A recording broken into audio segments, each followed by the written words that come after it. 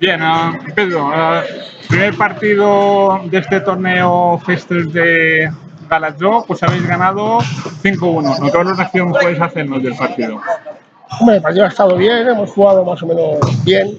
Nos falta mucho porque estaban cansados, a cada 2 minutos pedían cambio, pero bueno, ha estado muy bien, está bastante bien. La primera parte, pues habéis conseguido pues una ventaja de 2-0, pues en la segunda parte pues ha sido más ya pues administrar la renta, ¿no? Sí, la segunda parte ha sido más defender y oportunidades que teníamos, balón largo y mira, han entrado 3 goles más y ha acabado 5-1.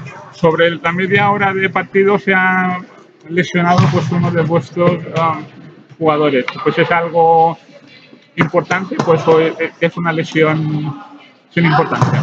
Es una lesión que tenía ya vieja, antigua, y cada vez que dobla un poco la rodilla, pues se resiente la lesión, pero bueno, no tiene nada.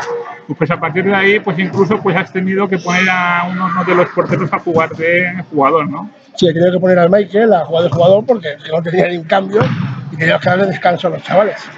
Bien, y mañana, pues en teoría, jugáis la presumible final contra pues, el equipo pues, anfitrión. ¿Cómo lo ves? Como tengo que traer un jugador o dos más porque si no está difícil, porque es que los chavales no han hecho pretemporada todavía. Hoy es el primer día que juegan y más o menos han dado la cara, pero nos hace falta un poco, unos jugadores más.